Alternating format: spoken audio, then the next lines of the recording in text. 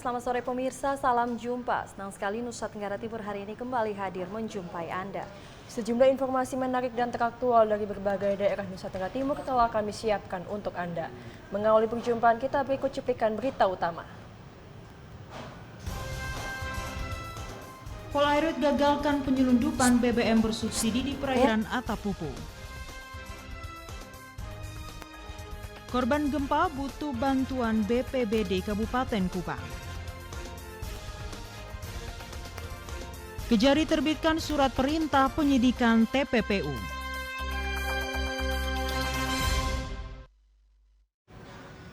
Ya, cuplikan berita utama tadi telah kami rangkai dengan sejumlah informasi menarik dan teraktual lainnya bersama saya, Vivi Haba. Dan saya, Komang Astri, inilah Nusa Tenggara Timur hari ini selengkapnya untuk Anda.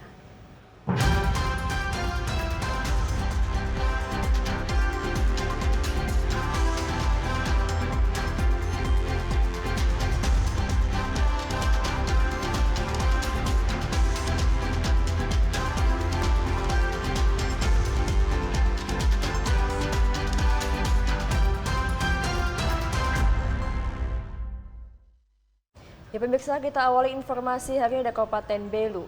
Aparat Satuan Polairut yang tergabung dalam operasi lintas batas menangkap sebuah kapal yang diduga menyelundupkan ribuan liter BBM bersubsidi melalui perairan Laut Atapupu di Desa Kenebibi, Kecamatan Kakuluk Mesak, Kabupaten Belu, Nusa Tenggara Timur ke wilayah Timor Leste.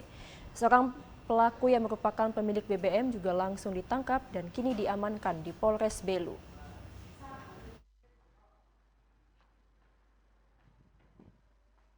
1.650 liter BBM jenis minyak tanah yang ada di dalam 72 jerigen ini berhasil diamankan oleh aparat saat hendak diselundupkan melalui jalur laut sambil menunggu waktu yang tepat. Sebelum berhasil diselundupkan, BBM bersubsidi ini terlebih dahulu diamankan oleh aparat yang melakukan patroli. Menurut Kasat Reskrim Polres Belu, Ibtu Jafar Awad Al-Katiri, ribuan liter BBM jenis minyak tanah ini berhasil diamankan oleh aparat Polairut dalam upaya penyelundupan di perairan laut di Desa Kenebibi. Saat dilakukan pengamanan, ribuan liter BBM ini sudah disusun rapi di atas perahu motor dan siap untuk diselundupkan ke negara Timor Leste sambil menunggu waktu yang tepat. Kasat Reskrim juga menambahkan selain BBM, aparat juga mengamankan seorang tersangka berinisial NP, warga desa Kenebibi. Dari keterangan pelaku berhasil didapat informasi jika pelaku membeli minyak di setiap pangkalan minyak tanah di kota Atambua dan melakukan penimbunan di rumahnya. Setelah berjumlah banyak baru dikirim ke Timor Leste menggunakan jalur laut. Atas perbuatannya pelaku dijerat dengan pasal 55 Junto, pasal 53 huruf C dan D, Undang-Undang Nomor 22 Tahun 2001 tentang migas, sebagaimana telah diubah dan ditambahkan pada paragraf 5, angka 9 pasal 55 Undang-Undang 11 Tahun 2020 tentang Cipta Kerja. Jadi untuk diketahui, pelapor dalam hal ini adalah anggota yang terlibat dalam surat perintah Kapolda NTT tentang operasi lintas batas Turangga 2022. Saya sebutkan inisialnya SYM, dan kemudian untuk pelakunya dengan inisial NP. Untuk diketahui, barang bukti yang kami amankan pada saat dilakukan penindakan, bahan bakar minyak jenis minyak tanah sebanyak 1.560 liter yang diisi di dalam 78 jerigen ukuran 22 liter, yang mana 63 jerigen berwarna putih dan 15 jerigen berwarna kuning yang tiap-tiap berisi 20 liter. Saat ini sudah dilakukan pemeriksaan dan selanjutnya akan diserahkan kepada pihak kejaksaan untuk diproses sesuai hukum yang berlaku. Kasus penyelundupan ini sudah sering terjadi, namun proses hukum bagi para pelaku belum dilakukan dikarenakan para pelaku tidak pernah ditangkap. Dari Kabupaten Belu, Andri Witak, TVRI NTT. Sementara itu, pemerintah Kabupaten Sika sejak Sabtu 26 November 2022 menggelar operasi Pasar Murah OPM khusus minyak tanah di Kabupaten Sika. OPM ini selain untuk mengatasi kelangkaan minyak tanah, juga untuk mengendalikan naiknya harga di masyarakat. Kelangkaan minyak tanah di Kabupaten Sika sudah terasa sejak 2 bulan terakhir. Di tengah kelangkaan itu, sebagian pedagang pengecer justru memanfaatkan kesempatan untuk meraup keuntungan. Betapa tidak, harga eceran tertinggi minyak tanah di pangkalan penjual minyak tanah yang dipatok Rp4.000 oleh pengecer membeli dan menjualnya kembali dengan harga Rp5.000 hingga Rp6.000. Bahkan ada yang menjual dengan harga Rp7.000 per liter. Hampir semua pangkalan minyak tanah tidak lagi menjual minyak langsung ke masyarakat dengan harga seperti biasanya. Kebanyakan minyak tanah itu sudah dibeli dengan cara diborong oleh pengecer, lalu pengecer menjualnya kembali dengan harga lebih tinggi. Walau demikian, masyarakat terpaksa membeli kendati sambil bersungut-sungut. Keadaan ini yang membuat warga langsung menyerbu ke tempat dilakukannya OPM minyak tanah yang dipatok dengan harga Rp4.000 per liter. Abdonia Yurensita dan Alexa Afrida Nonaeni mengaku kelangkaan minyak tanah sudah dialami sejak 2 bulan terakhir. Keduanya mengakui bahwa terkadang mereka mencari minyak tanah keliling kota Maumere. Terkadang dapat, tapi terkadang juga mereka harus pulang tanpa membawa minyak.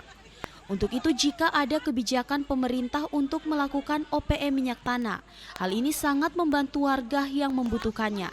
Sangat langka, kami banyak cari, sudah hampir keliling kota Maumere tapi susah untuk dapat. 1 liter dengan harga Rp4.000. Hal senada juga diungkapkan Alexa Afrida Nonaeni. Ia mengaku bahwa sejak 2 bulan terakhir ia sangat kesulitan untuk mendapatkan minyak. Kalaupun ada, itu pun ia mendapatkan bahan bakar itu di tangan pengecer dengan harga yang cukup tinggi. Kalau untuk pribadi saya, sudah mau 2 bulan carinya setengah mati minyak tanah. Tapi bisa dapat sih, tapi dapatnya di luar sana jualnya 5 liter begini, dapatnya kadang 30, kadang 25. Harganya lebih tinggi? Iya. Sudah 2 bulan yang lalu? Iya, sudah 2 bulan. Itu di seluruh untuk ini Kabupaten Sika. Kedua wanita ini mengaku sangat mengharapkan pemerintah agar terus melakukan operasi pasar. Hal ini karena dengan operasi pasar, para pedagang pengecer minyak tanah tidak seenaknya menaikkan harga jualan minyak tanah. Dari Maumere, Ruben Subanraya, TVRI NTT. Pemirsa, kelangkaan minyak tanah di Kota Larantuka, Kabupaten Flores Timur, akhir-akhir ini mempengaruhi kebutuhan masak-memasak di dapur masyarakat akibat stok minyak tanah yang terbatas.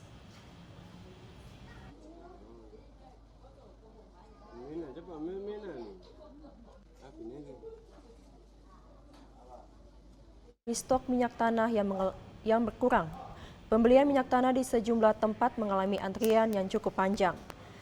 Antrian ini dipadati oleh ibu-ibu rumah tangga yang rela antri mendapatkan minyak tanah untuk kebutuhan memasak rumah tangganya.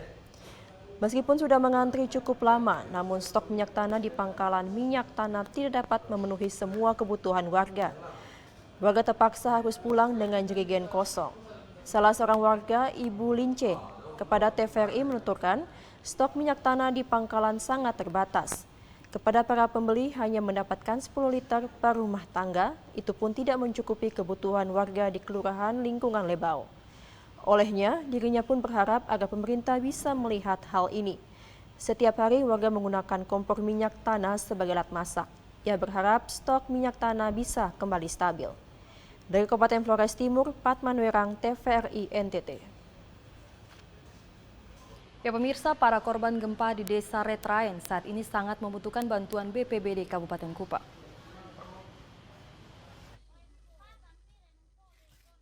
Kondisi korban gempa di Desa Retraen saat ini membutuhkan bantuan dari pemerintah Kabupaten Kupang melalui Badan Penanggulangan Bencana Daerah atau BPBD Kabupaten Kupang.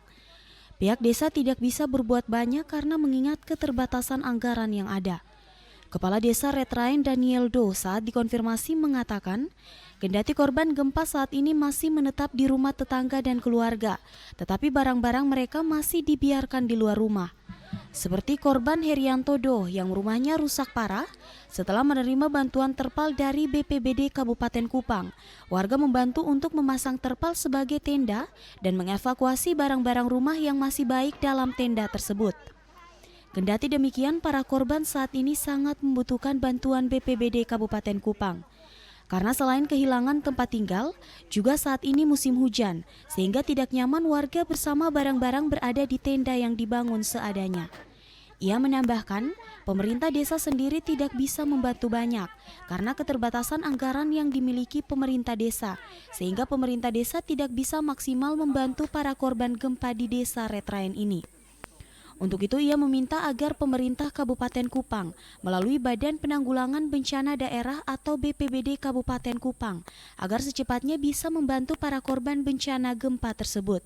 Harapan kami kalau bisa yang bisa tangani secepatnya sehingga dari pemerintah daerah bisa membantu warga-warga, karena kalau dari desa ya kami punya dana terbatas.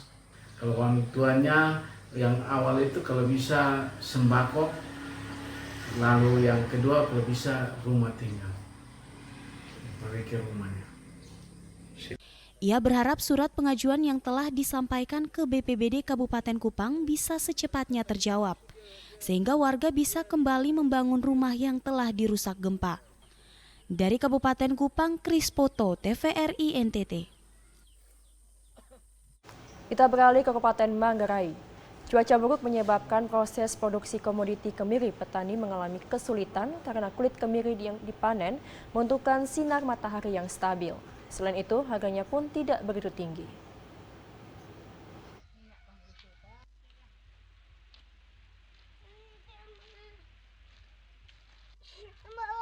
Kesulitan memproses produksi kemiri. Hal tersebut dikarenakan hasil panen tanaman kemiri tersebut dijemur dan membutuhkan sinar matahari yang stabil, sehingga mudah dalam mengelupas dari kulit atau cangkangnya. Tanaman kemiri merupakan satu-satunya tanaman andalan petani daerah tersebut untuk membantu perekonomian mereka. Musim hujan yang terus turun seperti saat ini menyulitkan petani untuk dapat menghasilkan kemiri kupas agar bisa dijual ke pedagang. Untuk dapat menghasilkan kemiri kupas, kemiri harus dijemur kurang lebih 1 minggu. Cara mengelupaskan kulit kemiri pun sulit karena dilakukan satu persatu sehingga cukup memakan waktu yakni kurang lebih 2 hingga 3 hari. Harga kemiri berkisar Rp27.000 dan 1 bulan lalu harga anjlok hingga Rp22.000 per kilogramnya di tingkat pengepul. Jika dibandingkan saat sebelum memasuki musim panen, bulan April 2022 lalu, harga cukup tinggi yakni berkisar Rp35.000 per kilogramnya. Dari Kabupaten Manggarai, Leonardus, TVRI NTT.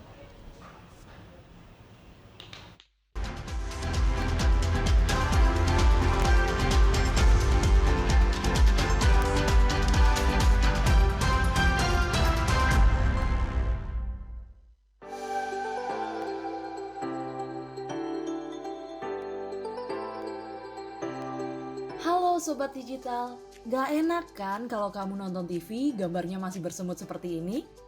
Tambahkan set-top box di perangkat analog kamu untuk menonton siaran TV digital.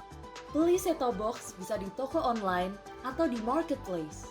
Bisa juga beli di toko elektronik sekitar tempat tinggal kamu. Cara pemasangan set-top box agar perangkat analog kamu dapat menangkap siaran TV digital berikut caranya. Sambungkan kabel RCA berwarna kuning, merah, dan putih sesuai warnanya pada set-top box juga pada perangkat analog kamu. Sambungkan juga kabel antena UHF kamu ke set-top box. Lalu sambung kabel power set-top box pada sumber listrik. Nyalakan set-top box menggunakan remote. Pilih menu AV pada perangkat analog kamu.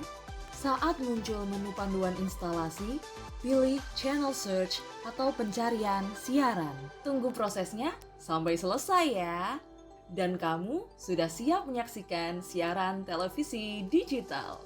Dan gratis tanpa berlangganan.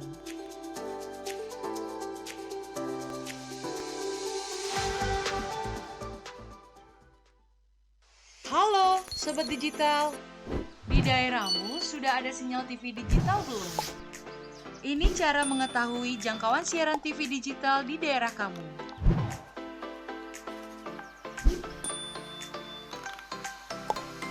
Pertama, download aplikasi Sinyal TV Digital di Play Store jika kamu menggunakan HP Android dan App Store untuk aplikasi iOS. Kedua, pilih aplikasi Play Store atau App Store di smartphone kamu. Ketiga, ketik di area pencarian aplikasi Sinyal TV Digital. Keempat, install aplikasi Sinyal TV Digital di smartphone kamu. Kelima, buka aplikasi Sinyal TV Digital kamu. Kamu bisa mencari semua informasi sinyal televisi digital di aplikasi ini. Ketik daerah kamu di area pencarian, otomatis aplikasi ini memberikan informasi apakah sudah ada sinyal siaran televisi digital di daerah kamu. Di aplikasi ini, kamu akan mendapatkan informasi mengenai pemancar siaran digital, konten siaran digital, dan kekuatan sinyal digital di daerah kamu. Selamat mencoba Sobat Digital!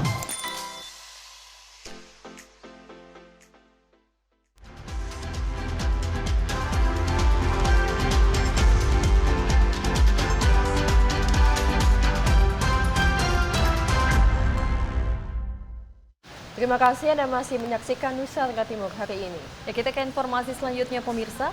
Propam Polda NTT terus mendalami kasus calo chassis Bintara oleh oknum polisi di Kabupaten Rotendao. Dari keterangan dan barang bukti yang dikumpulkan penyidik, pelaku bertambah menjadi 2 orang. Bidang Profesi dan Pengamanan Propam Polda NTT serius menangani kasus calo chassis Bintara Polri yang dilakukan oleh oknum anggota Polri di Kabupaten Rotendao.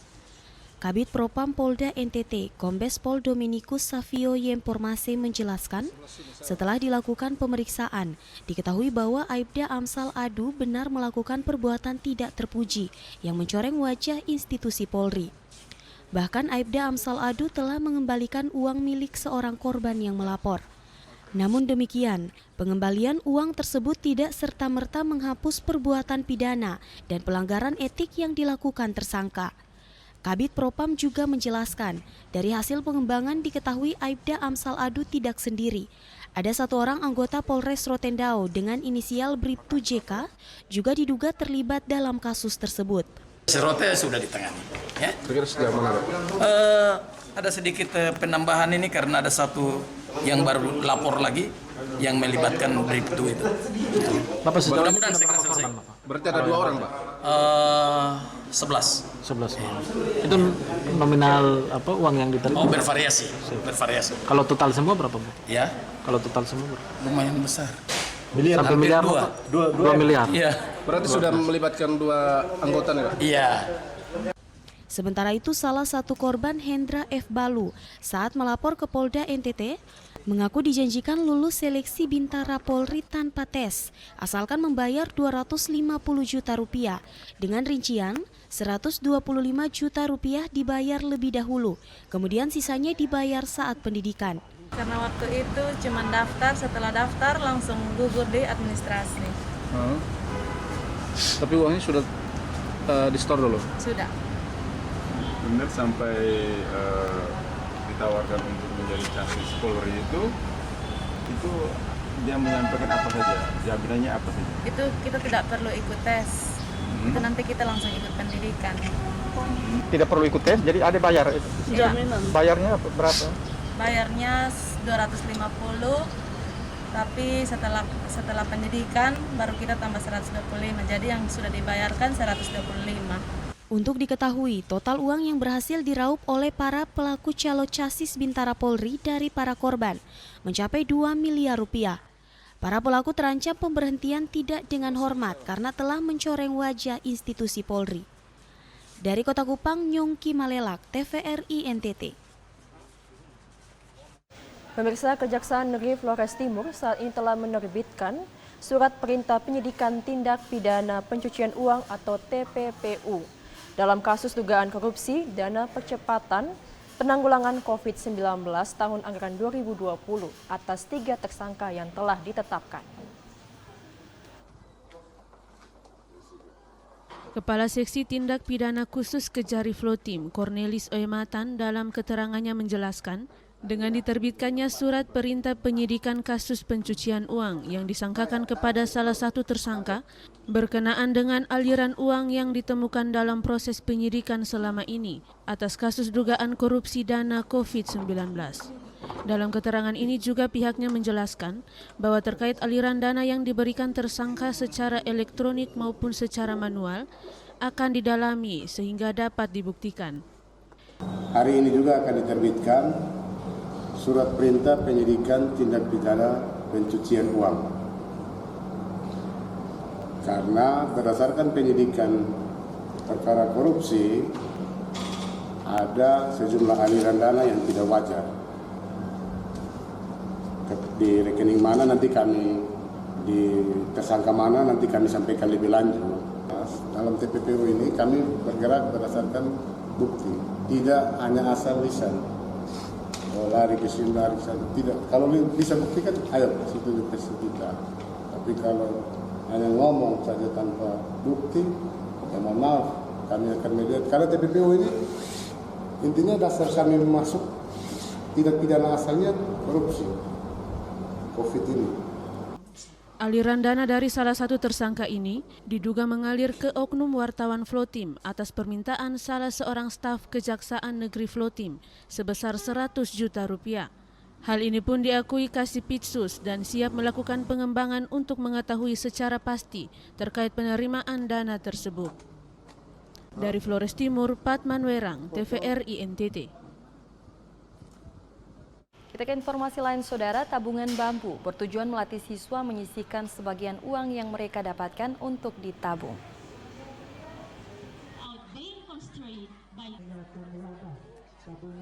Persatuan Guru Republik Indonesia atau PGRI Kabupaten Timur Tengah Selatan membuat satu gerakan, yakni mencanangkan tabungan bambu bagi para pelajar. Gerakan ini bertujuan untuk melatih para siswa menyisihkan uang yang mereka dapatkan dari orang tua mereka. Kepala Bapenda Timur Tengah Selatan, Aba El Ani mengatakan, gerakan ini sangat penting dalam dunia pendidikan saat ini. Para siswa harus bisa menyisihkan sebagian dari uang yang mereka dapatkan ke dalam tabungan bambu tersebut.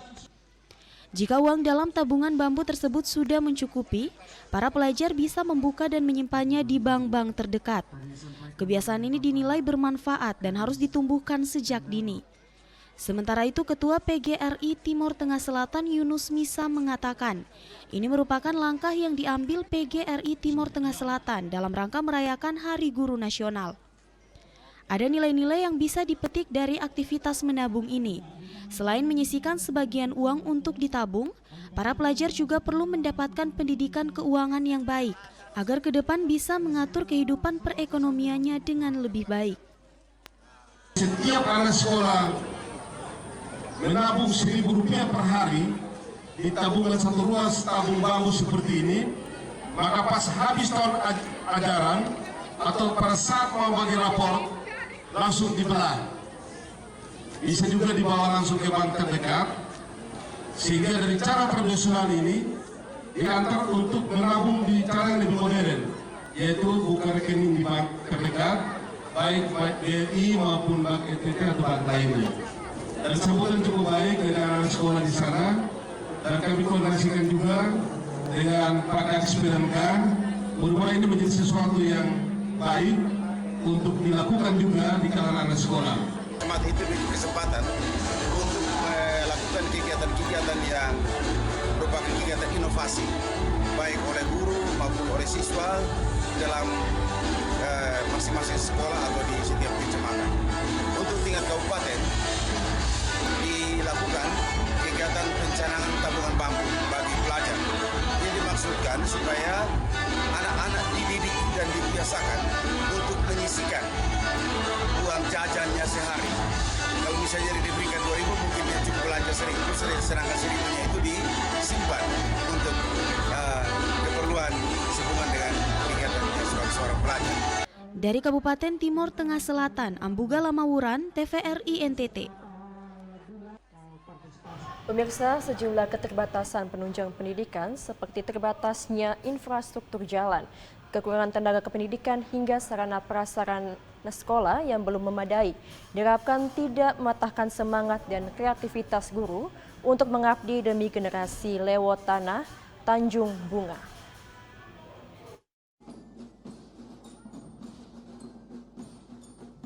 Dalam rangka HUT PGRI yang ke-77, Ranting PGRI Kecamatan Tanjung Bunga, Kabupaten Flores Timur menggelar kegiatan secara akbar dengan apel bendera bersama terpusat di SMA Negeri 1 Tanjung Bunga.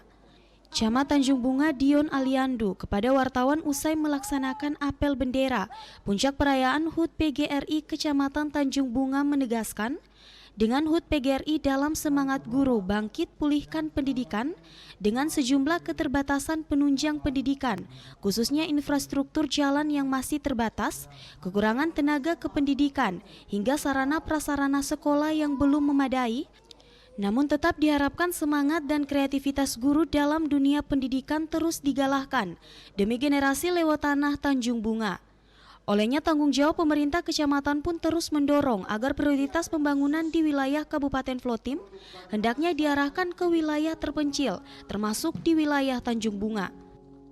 Itu basis pemerintah bagaimana kita mencoba untuk terus memotivasi para guru, walaupun dalam situasi infrastruktur dan kondisi topografi kita sangat seperti ini, tapi semangat dari para guru untuk berkorban untuk bisa masuk dan memberikan perhatian dan cinta mereka, sehingga walaupun dimanapun mereka ditempatkan, walaupun di Tone, di Koten, di Muleng, dengan infrastruktur yang begitu sangat minim, tapi mereka harus diberi motivasi, diberikan semangat untuk bisa terus berkarya di sana. Sementara itu, Ketua PGRI Tanjung Bunga, Yohanes Milan Liwun menjelaskan, meskipun mengabdi dari kampung, namun guru di wilayah Tanjung Bunga tidak kampungan. Olehnya komitmen pengabdian untuk memanusiakan manusia Tanjung Bunga yang berbudi dan berakhlak tetap dan menjadi komitmen dalam pengabdiannya, termasuk siap melaksanakan program Merdeka Belajar siswa dari daerah terpencil dengan segala keterbatasannya. Di arahan pembukaan saya tadi, sambutan saya mengatakan bahwa teman-teman guru Tanjung Bunga tolong hilangkan image dari orang luar yang mengatakan bahwa guru Tanjung Bunga itu guru kampung. Itu artinya bahwa kita masih dikategorikan sebagai guru yang terbelakang, meskipun kita berada di daerah pedesaan yang jauh dari perkotaan. Saya menghimbau teman-teman guru, meskipun kita guru kampung tapi jangan kampungan. Artinya senantiasa mengikuti setiap perkembangan, terutama menyangkut perubahan pendidikan yang sekarang terakhir dengan Merdeka Belajar. Itu teman-teman guru seyogianya harus tetap ikut dalam arus perubahan paradigma pendidikan. Kita tidak tergolong dalam kelompok guru yang terlambat dalam hal informasi perubahan-perubahan yang sedang terjadi di Republik ini. Olehnya HUT PGRI 2022 dengan tema Guru Bangkit Pulihkan Pendidikan menjadi komitmen demi mewujudkan perubahan menuju Indonesia cerdas berkarakter dalam revolusi industri. Dari Flores Timur, Patman Werang, TVRI NTT. Sementara itu berbagai perlombaan digelar untuk menumbuhkan minat dan bakat serta membangun karakter anak-anak menuju revolusi industri.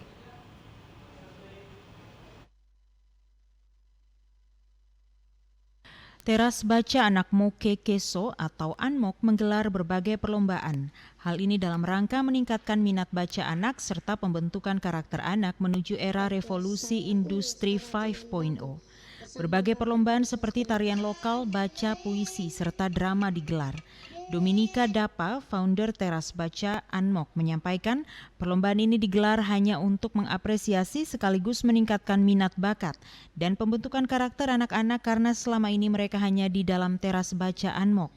Ia juga menyampaikan Teras Baca ANMOK sudah pernah mengirim 2 anak untuk mengikuti perlombaan di hari ulang tahun LPP RRIND dan mendapatkan juara 1 dan juara harapan 2 lomba bercerita antar taman baca, dan saat ini lagi dipersiapkan untuk lomba bercerita tingkat nasional mewakili RRIND, sehingga kegiatan perlombaan ini juga memotivasi anak-anak ANMOK yang lain untuk berprestasi. Lurah Rewarangga Antonius Adianto menyampaikan, pemerintah kelurahan sangat mendukung apapun kegiatan literasi di Kelurahan Rewarangga. Khusus untuk teras baca Anmok, kita sudah mengeluarkan SK legalitas, sehingga ke depan pihaknya bisa mengalokasikan anggaran untuk pengembangan teras baca. Ia juga berharap teras baca Anmok ini menjadi pemantik di dusun-dusun, sehingga ke depan ada teras-teras baca yang muncul. Untuk diketahui kegiatan perlombaan ini, Teras Baca Anmok bekerja sama dengan Universitas Flores, Dinas Pariwisata, Pemerintah Kelurahan Rewarangga, LPP RRIND, dan TVRIND. Bagi pengelola Anmok, saya ucapkan terima kasih untuk TVRI yang sudah mengambil bagian dalam kegiatan ini secara sukarela untuk pengembangan Anmok. Sebagai pengelola Teras Baca Anmok, awal pembentukan Anmok ini di tahun 2018. Mengapa saya dirikan Anmok? Karena pertama kecintaan saya akan dunia pendidikan. Yang kedua, saya mau mengembangkan Kampung Mukikeso ini jauh lebih baik ke depannya. Yang berikut, saya mau anak-anak saya ke depannya mungkin bisa mendapatkan sedikit perhatian dari dunia pendidikan. Dalam hal ini mungkin saja support kontribusi dari beberapa dinas terkait untuk anak-anak saya yang bisa membawa nama Kabupaten ND. Kegiatan literasi secara umum di Kelurahan Rewarangga, apalagi secara khusus juga di Teras Baca Anmok ini, saya cukup memberikan dukungan yang luar biasa, baik secara pribadi maupun secara lembaga. Dukungannya itu secara legalitas juga kami sudah berikan, yaitu SK Lurah sudah saya terbitkan di tahun lalu. Jadi terkait dengan bentuk kegiatan yang dilakukan oleh Anmok baik di tingkat dusun maupun di luar kelurahan, saya memberikan dukungan kepada mereka. Dari Kabupaten ND, Obitani, TVRI NTT. Kita beralih ke informasi selanjutnya. Pemirsa, Bupati Malaka melalui Dinas Pertanian Kabupaten Malaka menyerahkan 8 unit mesin pemipil jagung kepada 8 kelompok tani di Kabupaten Malaka.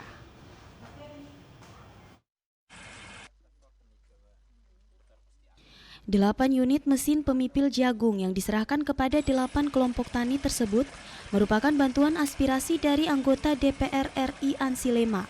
Dalam kesempatan itu, Bupati Malaka Simonahak mengaku sangat berterima kasih kepada anggota DPR asal Nusa Tenggara Timur yang sudah membantu warga khususnya para petani di Kabupaten Malaka.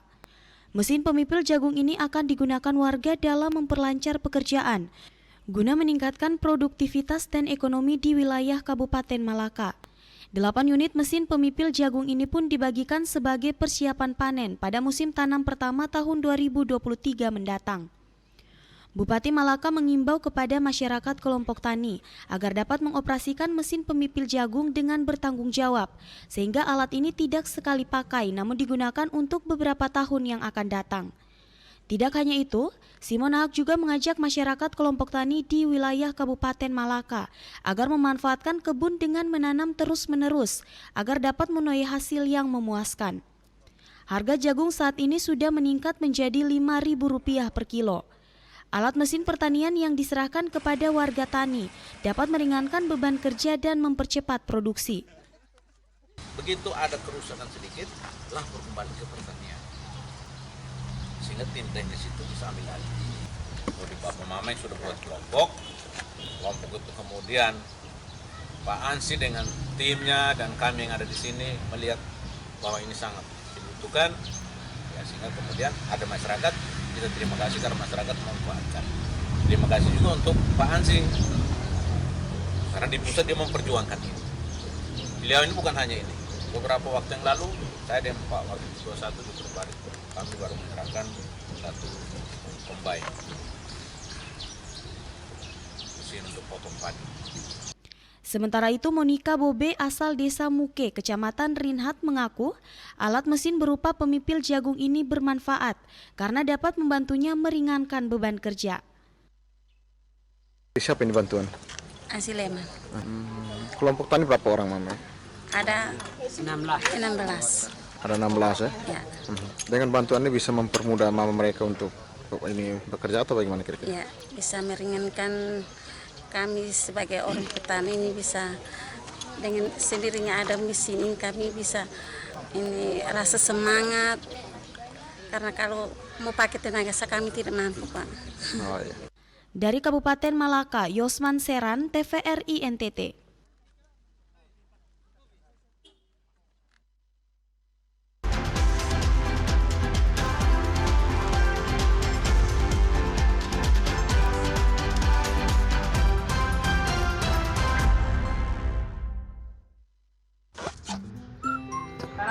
Tangan dikit.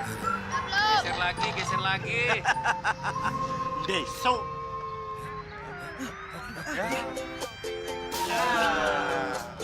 Besok. Ya. Besok.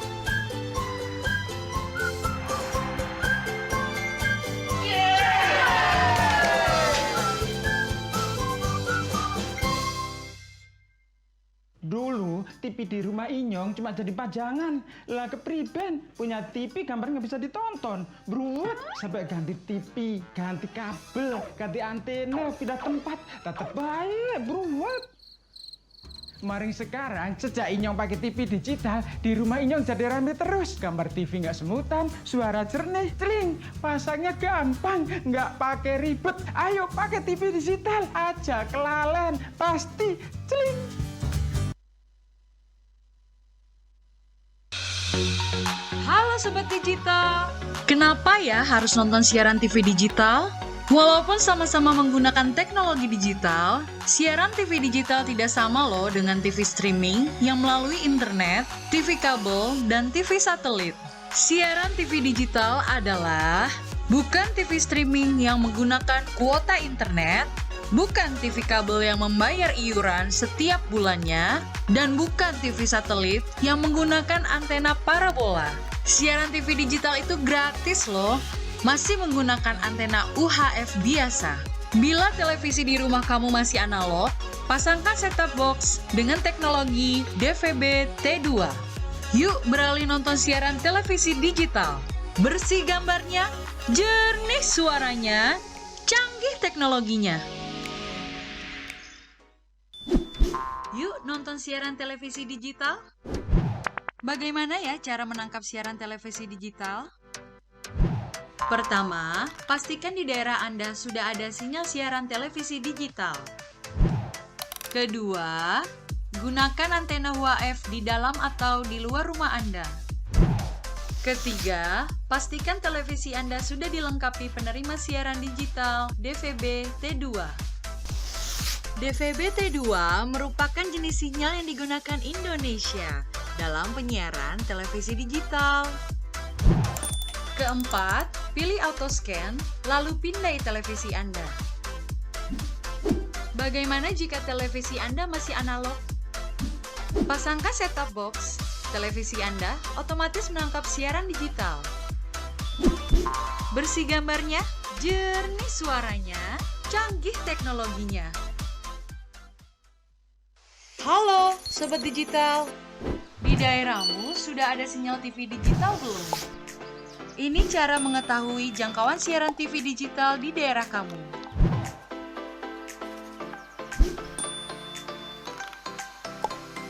Pertama, download aplikasi sinyal TV digital di Play Store jika kamu menggunakan HP Android dan App Store untuk aplikasi iOS.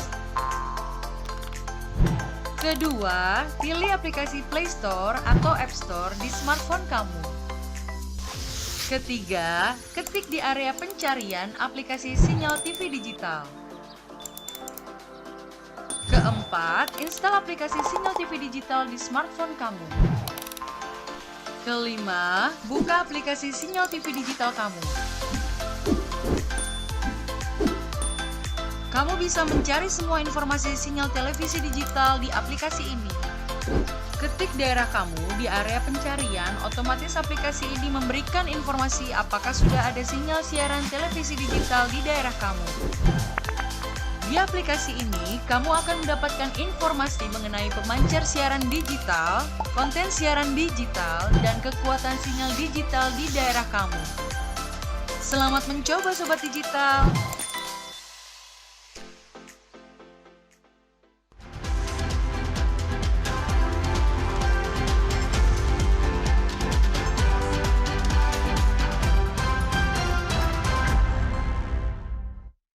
Terima kasih Anda masih menyaksikan Nusa Tenggara Timur hari ini. Ya, kita ke informasi selanjutnya, pemirsa. Kabupaten Belu menempati urutan kedua kasus HIV/AIDS tertinggi, serta urutan pertama kasus kematian tertinggi di Nusa Tenggara Timur. Seluruh komponen diharapkan di wilayah ini membangun koordinasi untuk menekan kasus HIV/AIDS. Hal ini juga dilakukan oleh pihak Yakum Bethesda Belu yang bergerak di bidang penanganan kasus HIV/AIDS. Yakum Bethesda menggelar workshop pengendalian HIV/AIDS berbasis masyarakat dengan melibatkan unsur masyarakat, kelompok warga peduli AIDS, tenaga kesehatan puskesmas dan rumah sakit, serta unsur pemerintahan. Dengan adanya kegiatan ini diharapkan mampu memberikan satu rekomendasi khusus untuk mengendalikan serta menekan angka kasus HIV/AIDS di Kabupaten Belu. Selain itu, lewat kegiatan ini juga diharapkan keterlibatan lintas sektor semakin ditingkatkan guna menekan angka kasus HIV/AIDS, khususnya di wilayah perbatasan Indonesia Timor Leste. Salah satu wilayah yang perlu mendapat perhatian yakni di Kecamatan Atambua Barat, di mana saat ini berdasarkan data dari Puskesmas Umanen, terdapat 94 orang yang terkonfirmasi orang dengan HIV/AIDS atau ODA. Di perbatasan ini zona merah soal HIV/AIDS. Kondisi demikian butuh partisipasi masyarakat, ya, butuh keterlibatan masyarakat. Nah, salah satu harapannya melalui kegiatan ini kita berharap ada keterlibatan masyarakat dari berbagai pihak, ya. Karena ini harus bersama-sama. Kalau hanya diserahkan ke dinas kesehatan, puskesmas, LSM, maka ini tidak akan tuntas. Koordinasi lintas sektor diharapkan semakin ditingkatkan demi menekan angka kasus HIV/AIDS, di mana Kabupaten Belu masuk dalam urutan kedua kasus tertinggi dan urutan pertama dalam kasus kematian akibat HIV/AIDS. Dari Kabupaten Belu, Andri Witak, TVRI NTT. Pemirsa, bakti sosial di Postulan Susteran SSPS Atambua meliputi pemugaran gedung serta pembersihan halaman di sekitaran Postulan untuk mengantisipasi penyebaran penyakit, khususnya demam berdarah, serta menjaga lingkungan agar tetap bersih dan terlihat indah. Majelis Pimpinan Cabang atau MPC Pemuda Pancasila Belu yang saat ini mulai berkiprah di Kabupaten Belu menggelar bakti sosial di kalangan masyarakat di Kota Atambua. Kali ini Pemuda Pancasila menyasar komunitas Postulan Susteran SSPS Santa Clara, Kelurahan Manumutin, Kota Atambua. Kali ini aksi yang dilakukan yakni melakukan pemugaran kapela Postulan serta pembersihan lingkungan sekitar. Aksi ini langsung dipimpin oleh Ketua Majelis Pimpinan Cabang Pemuda Pancasila, Maksi Tahoni, dengan dibantu puluhan anggota Pemuda Pancasila. Pemugaran yang dilakukan yakni di bagian dalam dan luar kapela, karena sebagian lapisan cat yang sudah mulai pudar. Untuk kebutuhan peralatan pemugaran sendiri, pihak Pemuda Pancasila turut menyiapkannya, mulai dari bahan serta tenaga kerja yang juga merupakan anggota Pemuda Pancasila. Selain aksi pemugaran gedung kapela, terdapat juga pembersihan di lingkungan sekitaran Postulan demi mengantisipasi penyebaran penyakit, khususnya demam berdarah, serta menjaga lingkungan agar tetap bersih dan terlihat indah. Bakti sosial yang dilaksanakan ini terjalin atas kerjasama yang baik antara pihak Postulan dengan Pemuda Pancasila, sehingga bakti sosial ini dapat berjalan dengan baik. Dari kegiatan bakti sosial ini juga diharapkan semangat serta solidaritas pemuda Pancasila di Kabupaten Belu semakin bergelora sehingga dapat membantu meringankan beban masyarakat yang ada di Kabupaten Belu. Jadi hari ini kegiatan pemuda Pancasila melakukan bakti sosial di Biara Santa Clara SSPS, melakukan pembersihan di area sekitar Santa Clara dan lebih fokus pada renovasi kapela SSPS Santa Clara Tinubot. Melakukan cat-cat dengan pembersihan di dalam kapela. Dari Kabupaten Belu, Andri Witak, TVRI NTT.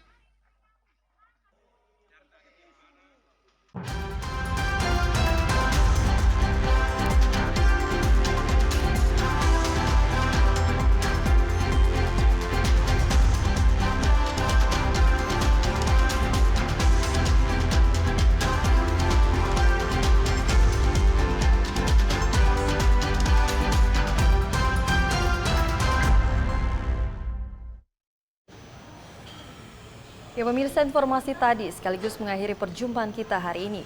Kami kembali mengajak Anda untuk tetap mentaati protokol kesehatan guna mencegah penyebaran COVID-19. Pemirsa, mari beralih ke TV digital untuk kualitas yang lebih baik. Terus saksikan Nusa Tenggara Timur hari ini yang menyajikan informasi secara santun, lugas, dan berimbang hanya di TVRI NTT Media Pemersatu Bangsa. Akhir kata saya Komang Astri, ya dan saya Vivi Haba. Mewakili seluruh kerabat kerja yang bertugas mengucapkan terima kasih atas kebersamaan Anda. Selamat petang dan sampai jumpa.